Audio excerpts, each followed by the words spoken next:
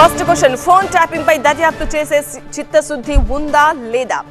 Number 2, అధికారులను రేవంత్ రెడ్డి ఎందుకు క్షమిస్తున్నారు? Number 3, డీజీపీకి attach అయిన శ్రీనాథ్ రెడ్డి ఎవరు?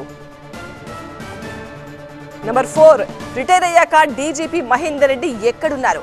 ఇలా 10 ప్రశ్నలు సంధించారు రఘునందరావు. నెంబర్ 5, ఇద్దరు అధికారులను అమెరికాకు పంపింది ఎవరు అంటూ ప్రశ్నిస్తున్నారు ఆయన.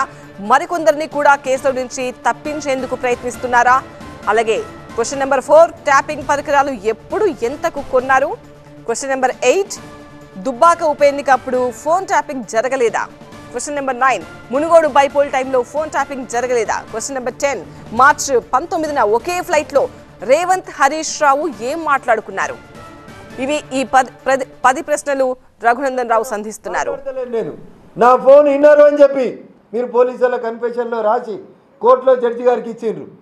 నేను ఆరోపిస్తున్నా, నా ఫోన్ ఇనుమని చెప్పింది హరీష్ రావు, నా ఫోన్ ఇనుమని చెప్పింది అప్పటి జిల్లా కలెక్టర్ వెంకట్రామరెడ్డి, నా ఫోన్ ట్యాపింగ్ చేసేందుకు అనుమతి ఇచ్చింది అప్పటి ముఖ్యమంత్రి చంద్రశేఖర్ రావు. ఈ ముగ్గురు బయట ఎట్లుంటారు?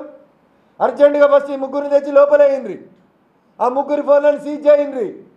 వాళ్ళు కూడా విదేశాలకు వారిపోతారేమో, ముందు వాళ్ళ పాస్పోర్ట్లు సీజ్ చేయండి. నిన్న రాత్రి ఈ టెలిఫోన్ ట్యాపింగ్లో ముద్దాయిలైనటువంటి ఇద్దరు మాజీ మంత్రులు 3 గంటల సేపు సమావేశం పెట్టిరు ఒక జాగల. ఎప్పుడు పారిపోతారో తెలియదు. ఎందుకు ఇడిచిపెడతారు ముఖ్యమంత్రి గారు వాళ్ళని? నోటీస్ చేయడంలో మీకు ఉన్నటువంటి ఇబ్బంది ఏంది? వాళ్ళ పాస్పోర్ట్ సీజ్ చేయడంలో మీకున్న ఇబ్బంది ఏంది? ఇవన్నీ చంద్రశేఖరరావు ప్రభుత్వం అక్షరాల చంద్రశేఖరరావును మొదటి ముద్దాయిగా చేయాలి. టెలిఫోన్ ట్యాపింగ్లో హరీష్ రావుని వెంటనే అరెస్ట్ చేయాలి, ఎర్రబెల్లి దయాకర్ రావుని వెంటనే అరెస్ట్ చేయాలి.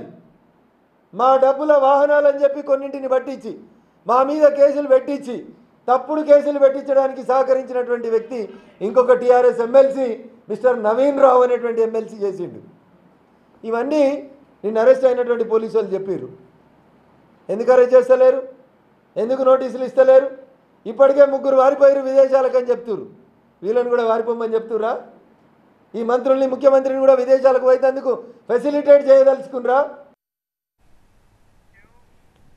ఈ మొత్తం ఫోన్ ట్యాపింగ్ వ్యవహారాన్ని ఆషామాషిగా చూడొద్దు, ఇది చాలా సీరియస్ వ్యవహారంగా తీసుకోవాలి అంటున్నారు బీజేపీ నేత రఘునందన్ రావు. సిబిఐతో గానీ జ్యుడిషియల్ గా గానీ ఎంక్వైరీ చేయాలంటూ డిమాండ్ చేస్తున్నారు ఆయన.